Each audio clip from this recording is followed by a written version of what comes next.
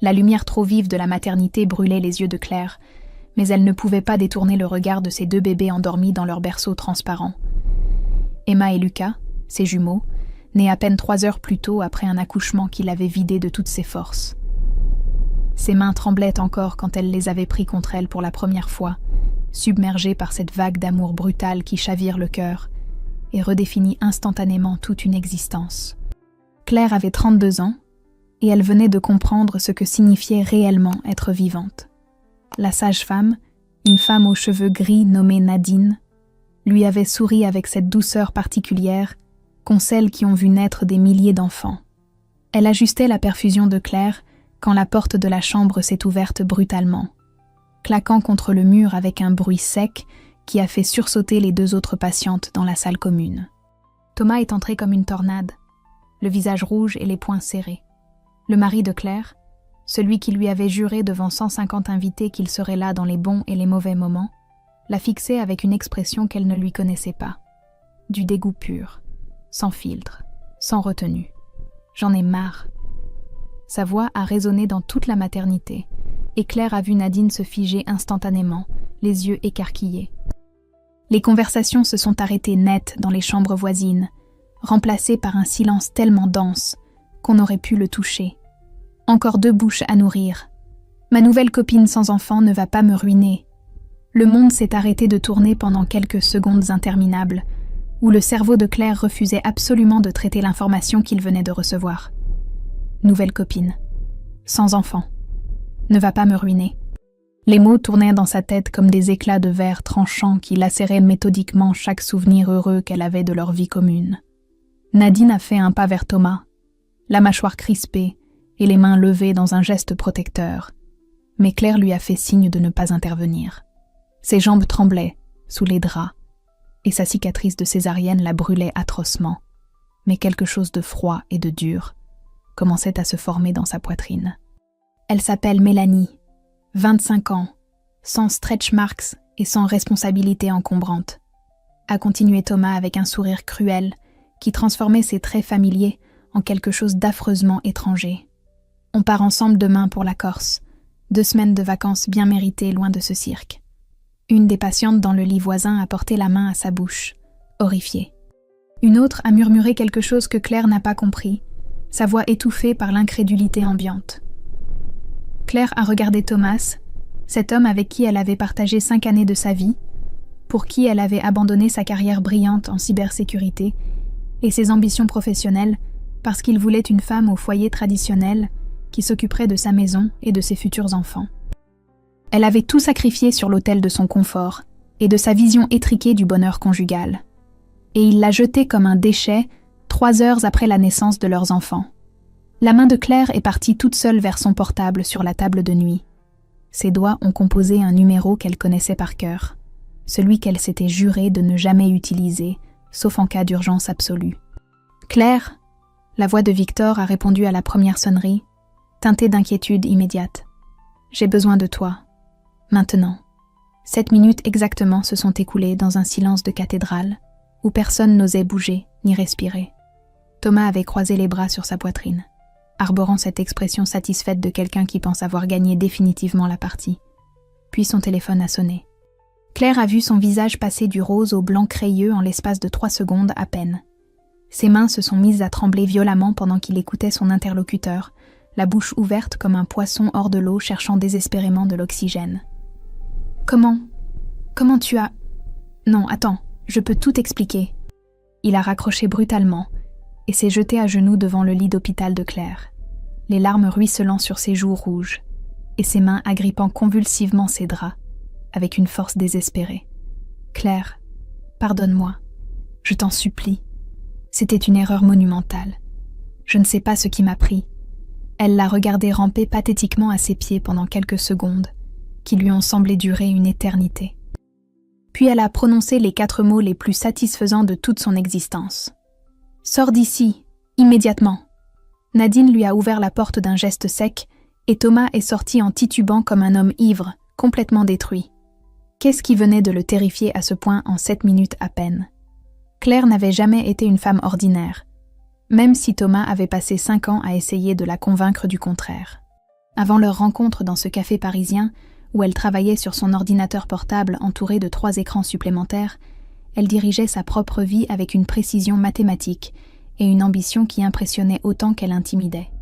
À 24 ans, fraîchement diplômée d'une grande école d'ingénieurs, Claire avait développé un logiciel de détection de fraude financière qui avait révolutionné le secteur de la cybersécurité en France. Son programme analysait des millions de transactions en temps réel, identifiant des schémas de détournement de fonds que les auditeurs humains mettaient des mois à découvrir. 3 grandes banques lui versaient des honoraires mensuels confortables pour utiliser sa technologie, et elle gagnait plus à 27 ans que la plupart des cadres supérieurs à 50 ans. Victor Lemoine, son associé et meilleur ami depuis l'école d'ingénieurs, gérait avec elle leur petite entreprise de consulting qui ne cessait de croître. Ils formaient une équipe redoutable, complémentaire, soudée par des années de collaboration et une confiance absolue. Victor s'occupait des clients et du développement commercial, pendant que Claire perfectionnait sans relâche leurs algorithmes et leurs protocoles de sécurité. Puis Thomas était apparu avec ses sourires charmeurs et ses promesses d'une vie différente, plus douce, plus traditionnelle. Il lui parlait de mariage, d'enfants, de dimanches en famille et de vacances à la mer. Claire, fatiguée des nuits blanches passées à coder et des négociations tendues avec des clients exigeants, s'était laissée séduire par cette vision rassurante d'un bonheur simple et conventionnel. Thomas voulait une épouse au foyer, qui s'occuperait de leur maison et élèverait leurs enfants, pendant qu'il bâtirait sa carrière dans la finance. Claire avait accepté de vendre ses parts de l'entreprise à Victor, gardant seulement un petit compte personnel avec 35 000 € qu'elle avait caché par prudence instinctive. Elle avait rangé ses compétences exceptionnelles dans un tiroir fermé à clé et était devenue la femme effacée que Thomas désirait. Mais on n'efface jamais vraiment ce qu'on est, profondément.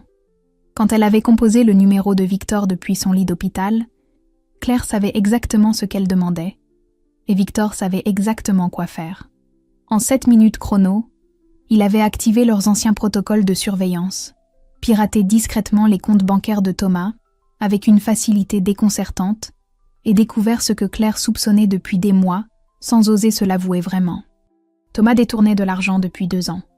180 000 € exactement, siphonnés petit à petit du compte commun de Claire et transférés sur un compte secret ouvert aux Pays-Bas au nom de Thomas Mercier et Mélanie Fontaine. Les relevés que Victor avait envoyés au téléphone de Thomas montraient tout avec une clarté implacable. Les virements réguliers, les dates précises, les montants croissants au fil des mois. L'argent que Claire croyait dépenser pour leur loyer, leurs factures et leurs projets communs avait en réalité financé la liaison de Thomas avec sa maîtresse, leurs week-ends romantiques à Deauville, leurs dîners dans des restaurants étoilés et apparemment leur futur projet d'évasion en Corse. Nadine était revenue dans la chambre après le départ précipité de Thomas, le visage marqué par une colère froide que Claire ne lui connaissait pas. Elle s'était assise sur le bord du lit, avec une familiarité réconfortante, et avait pris doucement la main tremblante de Claire. Qu'est-ce qui vient de se passer exactement ? Claire avait hésité quelques secondes, puis avait tout raconté. Son passé en cybersécurité, l'appel à Victor, la découverte du détournement de fonds, les 180 000 € volés. Les mots sortaient de sa bouche avec une précision clinique qui masquait à peine le tremblement de rage contenu dans sa voix. Nadine avait écouté sans l'interrompre, les lèvres pincées et les yeux brillants d'une indignation solidaire qui réchauffait le cœur glacé de Claire. Quand elle avait terminé son récit, la sage-femme avait serré sa main plus fort et avait prononcé des mots qui allaient changer la trajectoire des semaines suivantes. « Ma grande maison est vide depuis que mes enfants sont partis. Tu ne peux pas rester seule avec des jumeaux nouveau-nés dans l'appartement que tu partageais avec ce salaud. Viens chez moi le temps de te retourner. » Claire avait senti les larmes monter pour la première fois depuis l'explosion de Thomas. Des larmes de gratitude, de soulagement, de cette solidarité féminine inattendue qui surgit parfois dans les moments les plus sombres et vous rappelle que vous n'êtes pas seule face à l'adversité. « Merci », avait-elle murmuré d'une voix étranglée. Nadine lui avait souri avec cette douceur farouche des femmes qui ont survécu à leur propre tempête et qui reconnaissent instantanément celles qui traversent les leurs. Mais une question demeurait, suspendue dans l'air comme une épée de Damoclès menaçante. Que faire maintenant de ces informations explosives sur Thomas ? Claire est rentrée chez Nadine 4 jours après l'accouchement, les jumeaux emmitouflés dans leurs couvertures bleues et roses.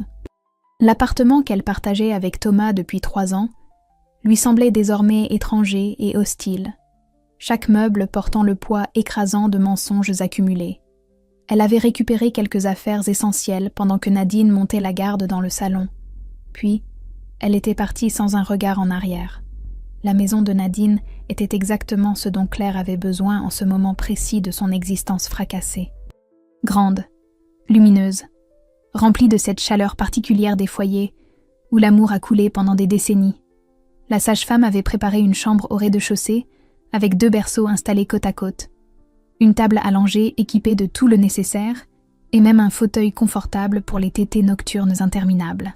« Mes petits-enfants viennent seulement pendant les vacances maintenant », avait expliqué Nadine en arrangeant les coussins avec des gestes maternels. Autant que tout ce matériel serve à quelqu'un qui en a vraiment besoin.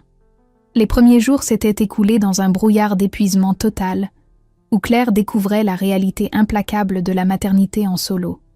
Emma pleurait toutes les 2 heures, avec une régularité chronométrique, tandis que Lucas semblait avoir inversé le jour et la nuit, hurlant désespérément dès que le soleil se couchait. Claire se levait mécaniquement, changeait des couches, donnait le biberon, berçait des bébés inconsolables et retombait sur son lit pendant 20 minutes avant que le cycle ne recommence inexorablement. Nadine l'aidait autant que possible entre ses gardes à la maternité, préparant des repas que Claire avalait debout, lui apportant du café bien serré à 3 heures du matin quand elle entendait les pleurs à travers les murs. Cette solidarité silencieuse et efficace maintenait Claire debout quand elle sentait qu'elle allait craquer sous la pression combinée de l'épuisement physique et du choc émotionnel. Le 5e jour, Claire a vérifié son compte bancaire commun avec Thomas. Vidé presque complètement, il ne restait que 2 400 € sur les 15 000 qui s'y trouvaient une semaine auparavant. Thomas avait tout pris pendant qu'elle accouchait de leurs enfants, méthodique et sans scrupule jusqu'au bout de sa trahison. Mais Claire n'était pas démunie pour autant. Son compte personnel secret, celui qu'elle avait gardé par instinct de survie quand elle avait vendu ses parts de l'entreprise à Victor, contenait encore 35 000 € intacts. De quoi tenir plusieurs mois si elle gérait intelligemment ses dépenses et si elle trouvait rapidement un avocat compétent. Maître Sophie Dubois recevait dans un cabinet discret du 15e arrondissement, avec des meubles en bois sombre et des étagères croulant sous des codes juridiques reliés de cuir. La cinquantaine élégante, les cheveux gris coupés courts et le regard perçant d'une femme qui a vu défiler toutes les variations possibles de la lâcheté masculine, elle avait écouté le récit de Claire sans broncher. « Les preuves que votre contact a obtenues sont solides ?» avait-elle demandé en prenant des notes rapides sur son bloc. « Irréfutable. Relevé bancaire complet, date des virements, montant exact, tout. » Maître Dubois avait souri avec cette satisfaction féroce des avocates qui sentent qu'elles tiennent un dossier en béton armé. Elle avait posé son stylo et avait regardé Claire droit dans les yeux, avec une intensité qui commandait l'attention absolue. « Voici ce que nous allons faire. Nous ne révélons rien tout de suite concernant le détournement de fonds. Nous le laissons se sentir en sécurité. Nous le laissons s'enfoncer davantage. Pendant ce temps, je prépare un dossier blindé pour la garde exclusive des enfants et pour une plainte au pénal qui va lui exploser à la figure au moment où il s'y attendra le moins. » Claire avait acquiescé, reconnaissant cette approche stratégique qui lui rappelait ses années de cybersécurité où la patience et le timing faisaient toute la différence entre réussir et échouer. Elle avait signé le mandat qui donnait à Maître Dubois tous les pouvoirs nécessaires pour la représenter, puis elle était rentrée chez Nadine avec un sentiment étrange de contrôle retrouvé. Victor avait appelé le soir même, sa voix teintée d'inquiétude et de cette affection fraternelle qui les liait depuis tant d'années. « Je continue à surveiller ses comptes. S'il bouge quoi que ce soit, tu le sauras immédiatement. Merci Victor, pour tout. Tu n'as pas à me remercier. Tu aurais fait exactement la même chose pour moi. » Cette nuit-là, après avoir couché Emma et Lucas enfin endormis, Claire s'est assise dans le salon silencieux de Nadine et a pleuré pour la première fois depuis l'accouchement.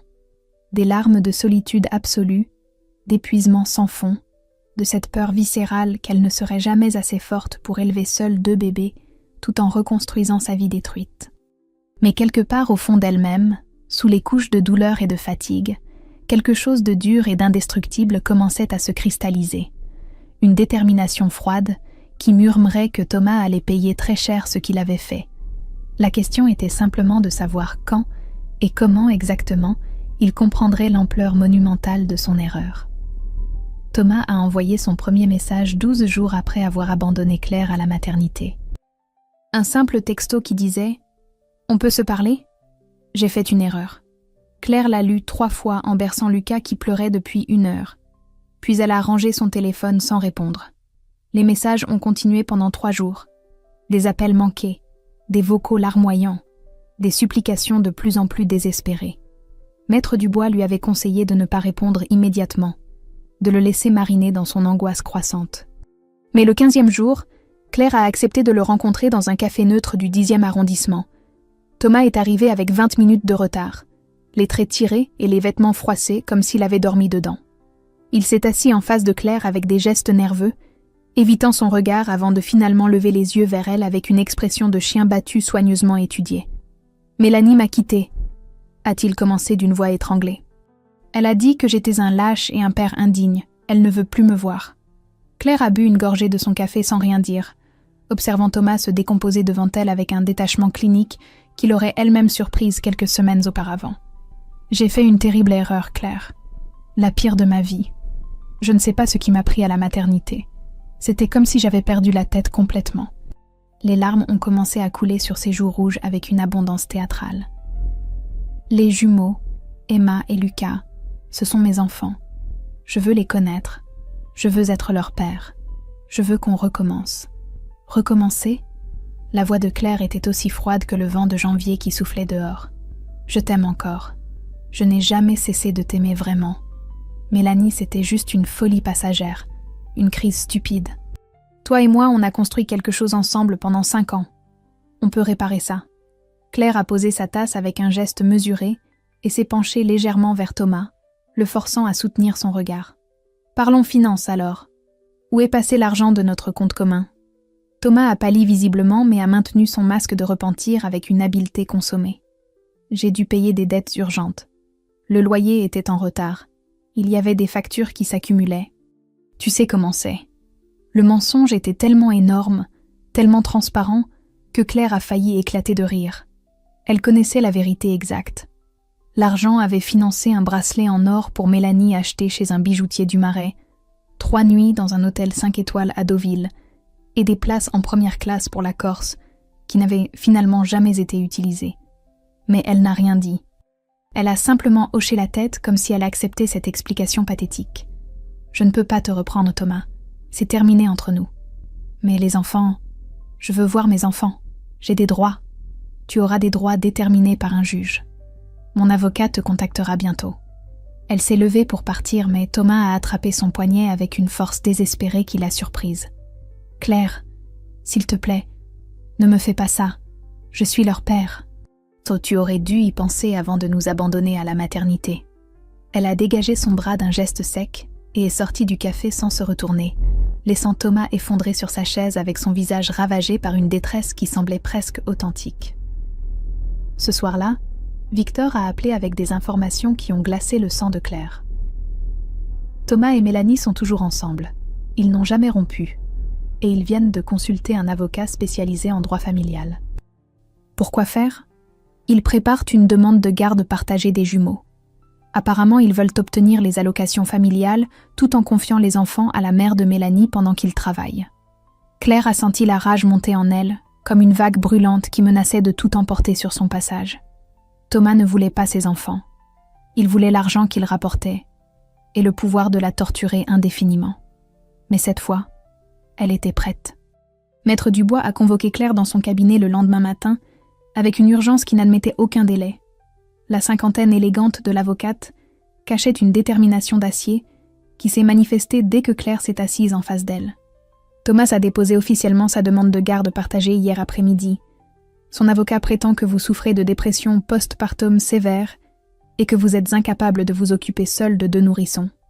Claire a serré les poings sur les accoudoirs de son fauteuil, sentant la colère monter comme une marée noire dans sa poitrine. La manipulation de Thomas atteignait des sommets qu'elle n'aurait jamais cru possibles, même connaissant sa lâcheté fondamentale.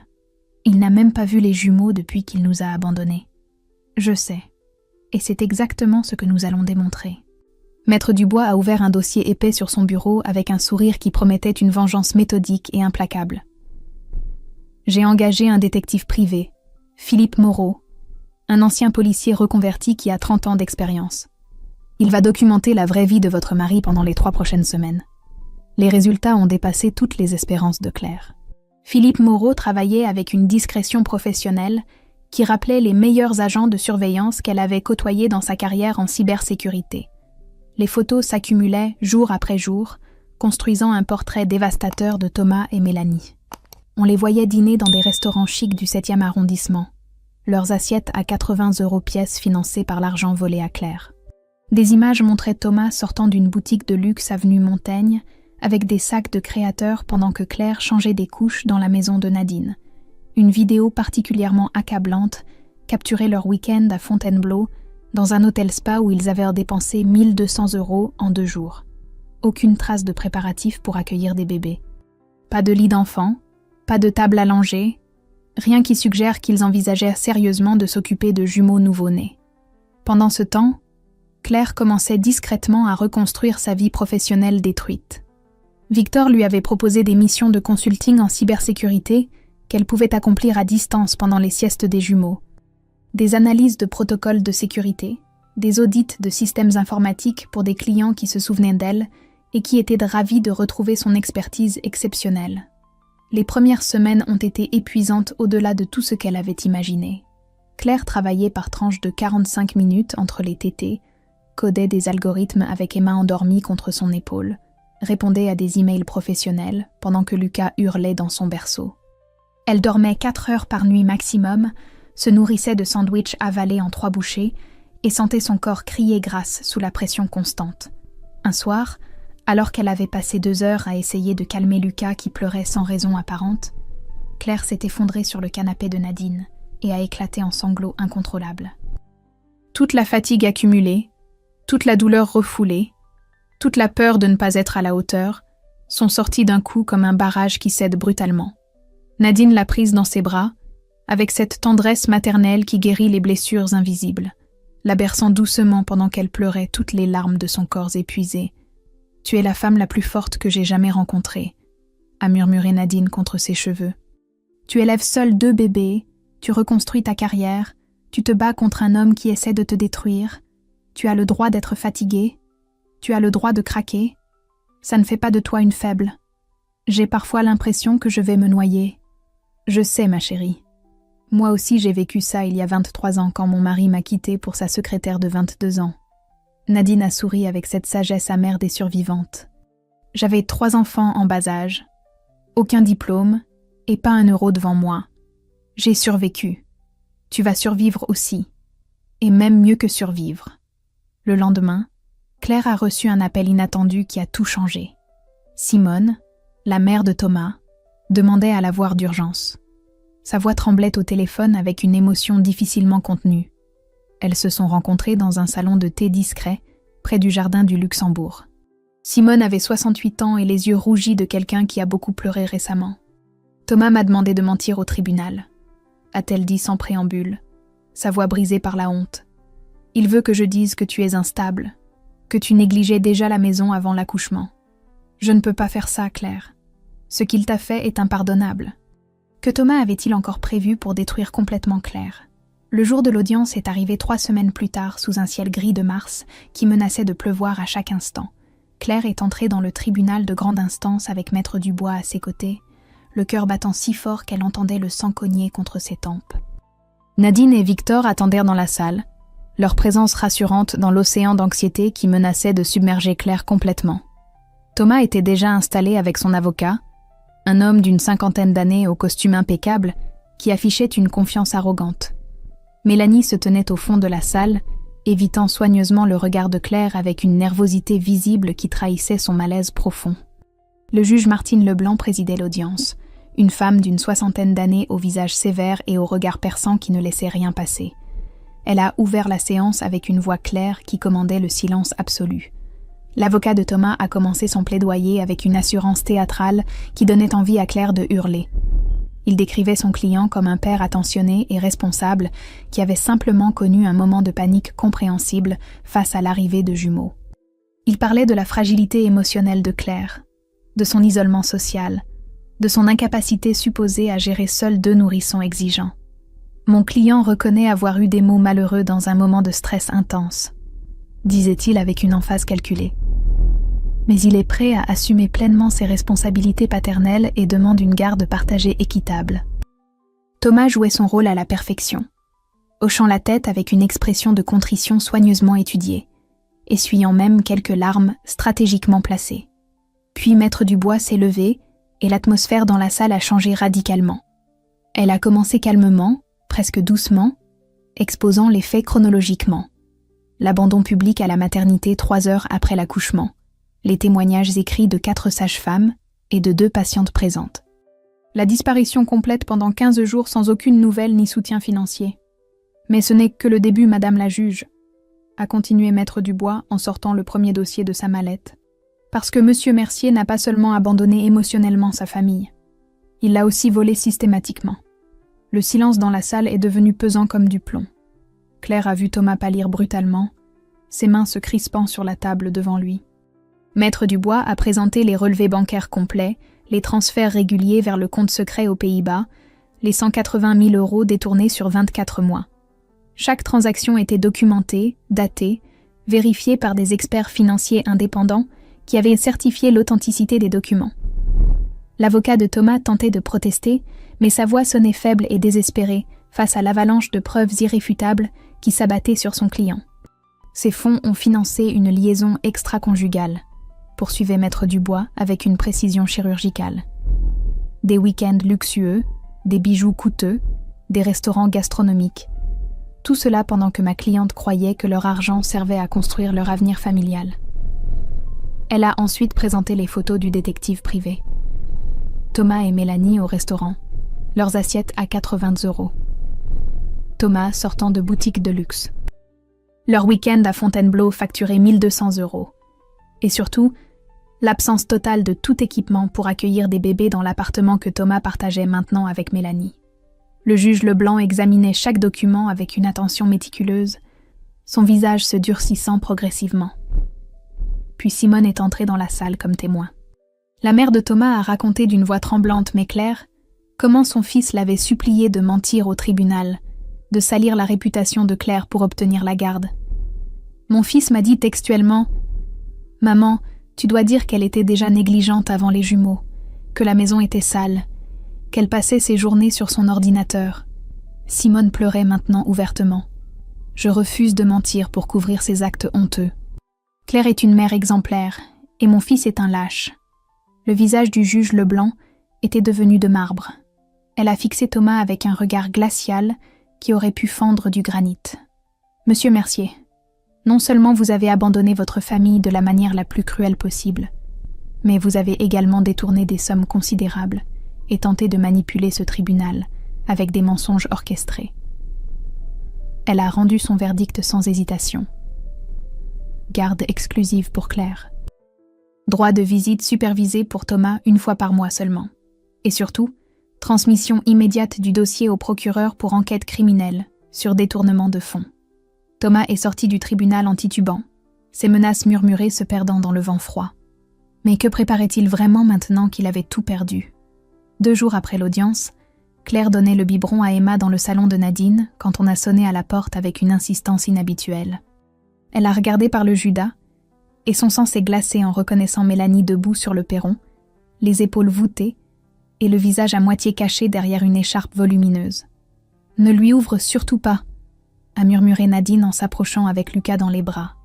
Mais quelque chose dans la posture de Mélanie, quelque chose de brisé et de désespéré, a poussé Claire à tourner la poignée malgré toute logique et toute prudence raisonnable. La maîtresse de Thomas est entrée lentement, retirant son écharpe avec des gestes hésitants qui révélaient un bleu violacé sur sa pommette gauche et des marques rouges autour de son cou. Ses mains tremblaient visiblement, et ses yeux rougis trahissaient des nuits sans sommeil et des pleurs interminables. Claire a senti son estomac se nouer malgré toute la rancœur qu'elle éprouvait envers cette femme qui avait participé activement à la destruction de sa famille. Il est devenu fou depuis l'audience, a commencé Mélanie d'une voix cassée qui se brisait à chaque mot. Il boit du matin au soir, il hurle contre tout le monde, il casse des objets dans l'appartement. Hier soir, il m'a frappé pour la première fois parce que j'ai osé suggérer qu'on devrait peut-être rembourser l'argent volé. Elle s'est assise sur le bord du canapé sans y être invitée, ses doigts tripotant nerveusement le tissu de son manteau froissé. Mais ce n'est pas tout. J'ai découvert qu'il m'avait aussi volé. Mélanie a sorti son téléphone avec des mains tremblantes et a montré des captures d'écran de relevés bancaires. 23 000 € prélevés sur mon compte d'épargne ces 3 derniers mois. Il avait accès à mes codes depuis que nous vivions ensemble. Claire a examiné les documents en silence, reconnaissant les mêmes schémas de manipulation financière que Thomas avait utilisés contre elle pendant 2 ans. Il prévoit de partir, a continué Mélanie, en relevant ses yeux gonflés vers Claire. Il a réservé un vol pour le Maroc dans 5 jours. Il veut fuir avant que le procureur ne lance officiellement l'enquête criminelle. Il m'a dit de l'attendre là-bas, mais j'ai trouvé dans sa boîte mail qu'il avait aussi contacté une autre femme à Marrakech. Nadine a serré Lucas plus fort contre elle, son visage exprimant un mélange complexe de dégoût et de pitié face à cette révélation qui confirmait que Thomas était un prédateur récidiviste sans aucune limite morale. « Pourquoi tu me racontes tout ça maintenant ?» a demandé Claire avec une froideur calculée qui masquait le tourbillon d'émotions contradictoires dans sa poitrine. « Parce que j'ai été stupide et aveugle, mais je ne suis pas un monstre. » Les larmes coulaient maintenant librement sur les joues abîmées de Mélanie. Ce qu'il t'a fait à la maternité était horrible. Ce qu'il prévoit de faire à ses propres enfants est impardonnable. Je veux témoigner contre lui dans l'enquête criminelle. Je veux qu'il paie pour tout ce qu'il a détruit. Claire a observé cette femme qui avait contribué à démolir sa vie et qui se retrouvait maintenant victime du même homme manipulateur et violent. Une partie d'elle voulait la jeter dehors sans ménagement, lui rappeler qu'elle avait participé volontairement au vol de 180 000 € et à l'humiliation publique d'une femme qui venait d'accoucher. Mais une autre partie, celle qui avait étudié pendant des années les schémas de manipulation et de fraude, reconnaissait les signes classiques d'une victime d'emprise qui commençait enfin à voir la réalité derrière les mensonges soigneusement tissés. « Je transmettrai ton témoignage à mon avocate », a dit Claire d'une voix neutre. « Mais ne t'attends pas à mon pardon. Tu as fait des choix. Tu dois vivre avec les conséquences. » Mélanie a hoché la tête en essuyant ses larmes avec des gestes maladroits, comprenant qu'elle n'obtiendrait jamais l'absolution qu'elle cherchait peut-être inconsciemment.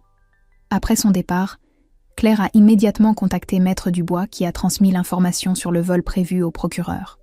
La police a placé Thomas sous surveillance étroite et a bloqué son passeport pour empêcher toute tentative de fuite du territoire. Mais cette nuit-là, alors que Claire vérifiait les fenêtres avant de se coucher, elle a aperçu une silhouette masculine stationnée dans une voiture sombre de l'autre côté de la rue. La silhouette fumait cigarette sur cigarette, son visage périodiquement illuminé par la lueur orange qui révélait des traits familiers et menaçants. Thomas surveillait la maison. Qu'est-ce qu'il préparait exactement dans son désespoir croissant et sa rage impuissante?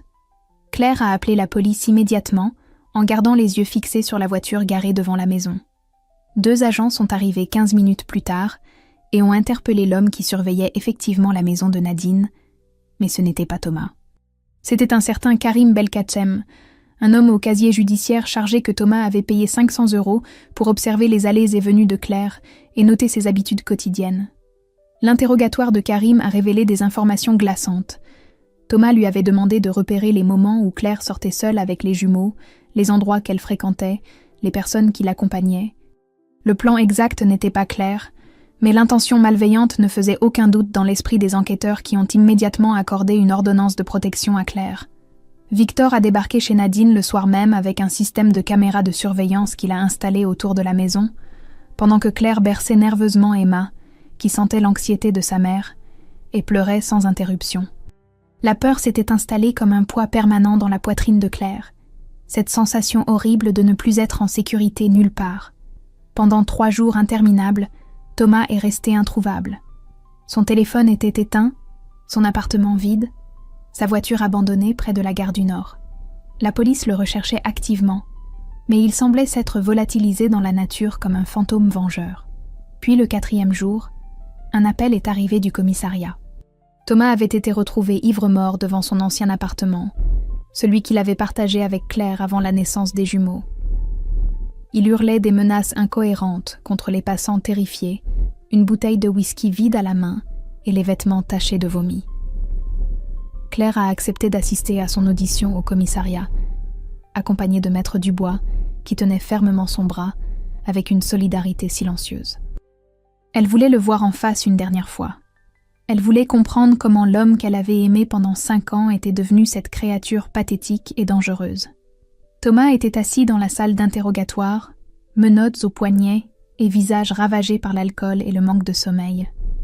Ses yeux injectés de sang se sont levés vers Claire quand elle est entrée et quelque chose de brisé a traversé son regard avant qu'il ne baisse honteusement la tête. L'enquêteur a posé ses questions méthodiquement.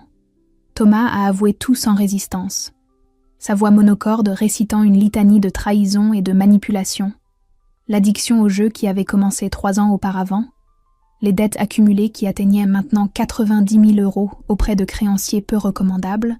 Le détournement progressif de l'argent de Claire pour combler le gouffre financier qui s'élargissait inexorablement. « J'ai paniqué quand les jumeaux sont nés », a-t-il murmuré d'une voix cassée. 2 enfants supplémentaires signifiaient 2 fois plus de dépenses. Mélanie me promettait une vie sans responsabilité écrasante. J'ai cru que je pouvais recommencer ailleurs avec une ardoise vierge. « Et les 180 000 € ?» a demandé l'enquêteur sans ménagement. 50 000 sont partis dans les dettes de jeu. Le reste finançait ma liaison avec Mélanie et mes projets d'évasion stupides.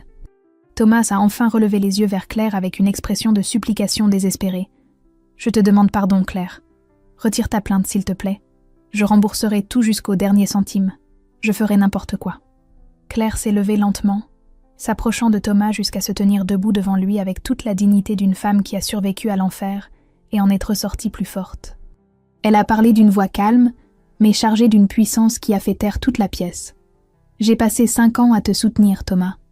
J'ai abandonné ma carrière brillante pour construire ton rêve de famille traditionnel. J'ai sacrifié mes ambitions sur l'autel de ton confort égoïste. Tu m'as humilié publiquement alors que je venais de donner naissance à tes enfants. Tu m'as volé systématiquement pendant 2 ans. Tu as menacé ma sécurité et celle de mes bébés. » Elle s'est penchée légèrement vers lui, le forçant à soutenir son regard implacable. « Tu ne mérites aucune pitié. Ce que tu mérites, c'est d'apprendre enfin les conséquences de tes actes. Emma et Lucas grandiront en sachant qu'ils ont une mère qui s'est battue pour eux. Toi, tu ne seras qu'une absence dans leur vie. Un avertissement de ce qu'il ne faut jamais devenir. » Le procès a été expédié en 3 audiences. Les preuves étaient accablantes. Le témoignage de Mélanie dévastateur. La défense de Thomas inexistante. Il a été condamné à 18 mois de prison ferme pour détournement de fonds, menaces et tentative d'entrave à la justice. Tous ces biens ont été saisis pour rembourser Claire et Mélanie. Claire est sortie du tribunal avec un sentiment étrange de libération totale, comme si un poids écrasant venait enfin de se détacher de ses épaules fatiguées. Mais qu'est-ce qui l'attendait maintenant dans cette nouvelle vie qu'elle devait reconstruire entièrement ? 6 mois s'étaient écoulés depuis le procès, et Claire ne reconnaissait plus sa propre vie, tant elle avait radicalement changé de trajectoire. Assise dans son nouveau appartement lumineux du 11e arrondissement, elle regardait Emma et Lucas jouer sur leur tapis d'éveil, avec des sourires qui illuminaient toute la pièce. Les jumeaux avaient 8 mois maintenant, potelés et rieurs, totalement inconscients du chaos qui avait accompagné leurs premiers jours d'existence. Son partenariat avec Victor prospérait au-delà de toutes leurs espérances initiales. Leur entreprise de cybersécurité comptait maintenant 12 clients réguliers, et Claire travaillait depuis chez elle avec une flexibilité qui lui permettait de concilier sa maternité et sa carrière renaissante. Elle gagnait plus d'argent qu'elle n'en avait jamais gagné, même avant sa rencontre catastrophique avec Thomas. Et cette indépendance financière retrouvée lui procurait une satisfaction profonde qui dépassait largement le simple aspect matériel. Thomas avait tout remboursé depuis la prison grâce à la vente forcée de ses biens et aux saisies sur son salaire futur. Claire avait placé cet argent sur des comptes d'épargne pour Emma et Lucas, refusant d'y toucher elle-même, comme si ces euros portaient encore la trace toxique de leur provenance malhonnête. Nadine était devenue bien plus qu'une simple bienfaitrice temporaire. Elle était désormais la grand-mère de substitution des jumeaux, présente à chaque étape importante, avec cette tendresse généreuse des femmes qui ont compris que la famille se construit davantage par les liens du cœur que par les accidents de la génétique. Elle gardait régulièrement Emma et Lucas quand Claire avait des réunions professionnelles importantes, refusant systématiquement toute rémunération avec une obstination attendrissante. Ce samedi après-midi de septembre, Claire promenait les jumeaux dans leur poussette double au parc des Buttes-Chaumont quand Victor est apparu sur le chemin avec 2 cafés fumants et ce sourire complice qu'elle connaissait depuis leurs années d'école d'ingénieur. Leur amitié avait évolué imperceptiblement ces derniers mois vers quelque chose de plus profond et de plus complexe. Une tendresse attentive qui respectait scrupuleusement le temps dont Claire avait besoin pour guérir complètement. « Les chiffres du 3e trimestre sont extraordinaires », a dit Victor en lui tendant son café. « On pourrait envisager d'embaucher 2 développeurs supplémentaires si tu es d'accord. Je suis d'accord pour tout ce qui nous permet de continuer à grandir intelligemment. » Ils ont marché en silence pendant quelques minutes, observant Emma et Lucas qui gazouillaient joyeusement en pointant les arbres et les oiseaux avec leurs petits doigts potelés. Le soleil automnal filtrait à travers les feuilles rougissantes, créant des motifs lumineux sur le chemin pavé.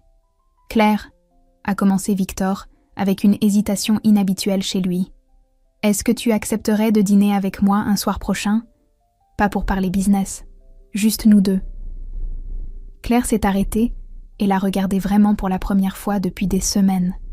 Victor avec ses yeux gentils, sa loyauté inébranlable, sa présence constante dans les moments les plus sombres. Elle a senti quelque chose de chaud et de fragile s'épanouir doucement dans sa poitrine, comme une fleur prudente qui teste la température avant de s'ouvrir complètement. « Pourquoi pas ?» a-t-elle répondu avec un sourire qui contenait toutes les possibilités encore inexplorées. « Mais lentement, Victor. J'ai tout mon temps maintenant. Lentement me convient parfaitement. » Ce soir-là, après avoir couché Emma et Lucas dans leur lit, Claire s'est installée sur son balcon avec une tasse de thé et a contemplé les lumières de Paris qui scintillaient comme des promesses dans la nuit tombante. Elle avait survécu à la trahison, elle avait vaincu la manipulation, elle avait reconstruit sa vie pièce par pièce avec une détermination farouche. Thomas croupissait en prison et ne faisait plus partie de son univers mental. Il n'était plus qu'une leçon coûteuse, un chapitre fermé définitivement.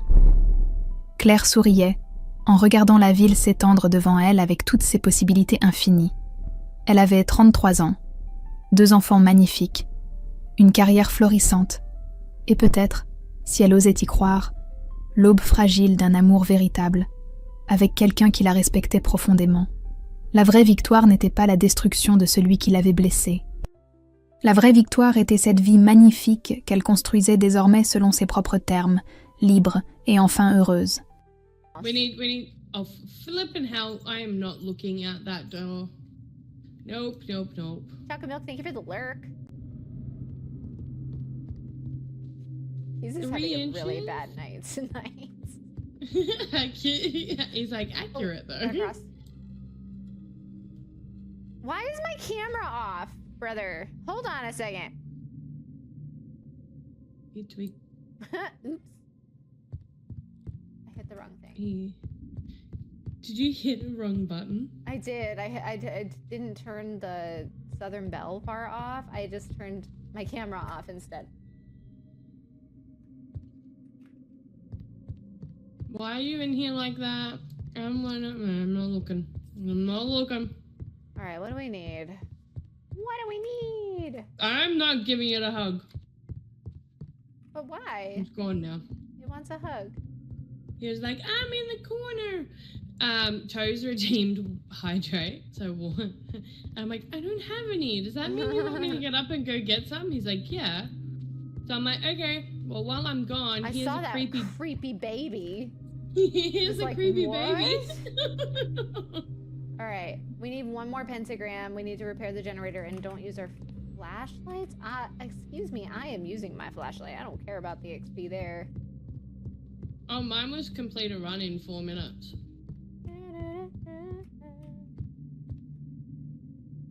All right, what was it that we need? We need a pentagram. We need 1 pentagram left.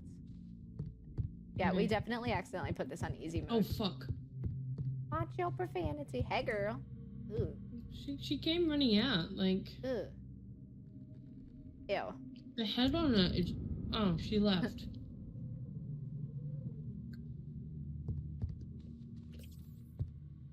The head on her is creepy. Oh, Jesus. What are you eating? Snaky butt man. What you eating? Like Italian herb, like, cracker thingies. Mm. They come in, like, a purple box. Purple cracker box. Where's the last pentagram? Oh my gosh. Good thing it's not a bone. That would be stuck in someone's pocket. Right, Tyler? Or paper. A clue has Oh, a appeared. clue. It's downstairs. Oh. It's on a table. Why is it a table? Alright, let's Okay. go. Well, Don't start we did this. easy I'm mode. starting this. That was a warm-up. Playing something while being chased. Hey, I'm not doing that. I'm not doing that. No, thank you. I like that they've added little challenges there too. Yeah. Okay, hard. All right, Tyler, are you ready? Oh my God, there she is. Oh my gosh, where did you come from? Yep, we gotta make sure to check Tyler's pants for the bone every single time. Okay. Can you hear me? Yes. Yes. Oh no, I can't hear you. Uh-oh. Hello? I like how you're just giving it a finger. Oh, I stood like that for like 10 minutes on yours. I know. I can't remember what it is to do that though. F4. Oh yeah, that's right. And then F6 is twerking. They added a 6-7 emote. No. Oh god. F9 is 6-7. That's so stupid. Oh my god.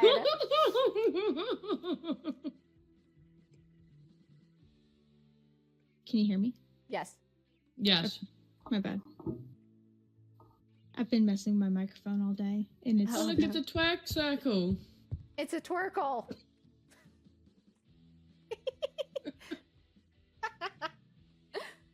Oh no. Get it, get it, get it, get it. All right, let's go. You don't want to know what I named my ship either. Oh gosh. Probably not, honestly. All right, while I'm sitting here, while we're waiting, I have to go and... It's amazing, right? Make sure to check Tyler's pants. Wait a minute. I just posted it in the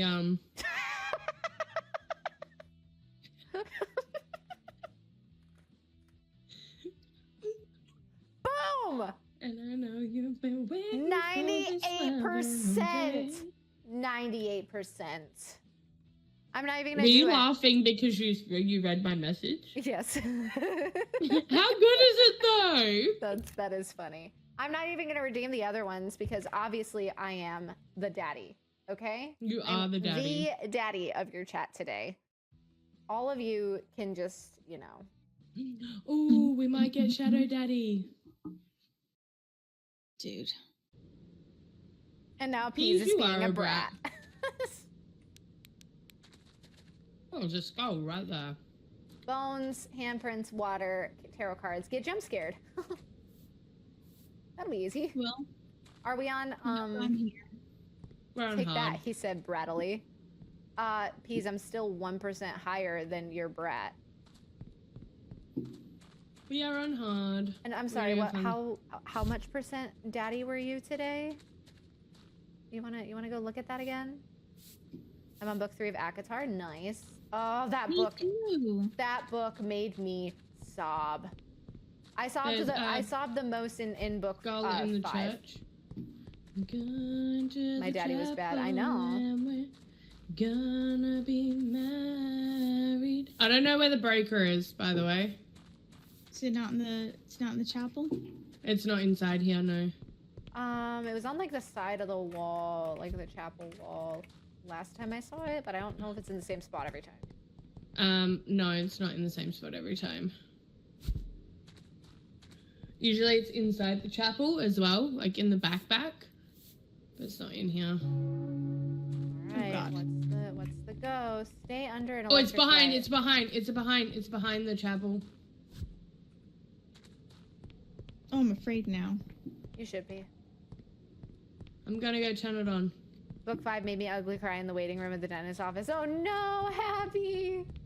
Yeah, but oh, it's Carl! Oh! Carl! Snap, dude! Carl, leave me alone! Oh, I That thing hear is him. fast. I hear him on my tail. Carl, no! Come behind that, come behind. Go away! Go away! Go away!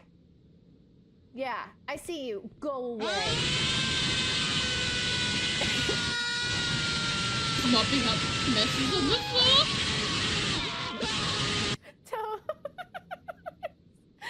Toes, that's literally how I feel when I play this freaking game, man. Alright. Are you ready? Oh no! OMG! Ads! Exclamation have to point run. ads! I don't want to run. What? Why? Because we What? need to get out from behind the back of the church. I don't want to. I'm safe there. I don't want to leave. This is such a fun game. Oh, and hey, Wayward. Hey, CJ, how are you, friend? I freaking love this game. I have so much fun with it. Paul nearly murdered me. Carl, that kills people. There's a skull in the church. Oh my god. What? He's just walking. Who is? Carl. Oh. Tyler, don't move. Don't leave the light. Oh god. Oh god. Oh god. Come back, Oh, come God. back, come back. Oh god. He's gonna. Have you done Nightmare yet? Oh yeah. We're playing on hard right now because it won't let us choose Nightmare yet. I don't know if that means we're just not high enough level yet, but the first time we ever played this, we went straight to Nightmare mode. Oh, don't sprint. You didn't give Kenzie any context. No. Oh, Jesus. That's Jesus, funny. take the wheel. Jesus. Sorry, God, Ken. about the trouble of the church, dude! Oh, it's Shadow Daddy. Oh, is Shadow Daddy? Where? It was Shadow Oh. Daddy. Up top of the chapel. He was hanging there. On Oh, top? that was so... Yes. Oh, I missed him. Jesus, You have there's to break the Carl. lights in lobby and then select hard. It will automatically put you in Nightmare. Oh, well maybe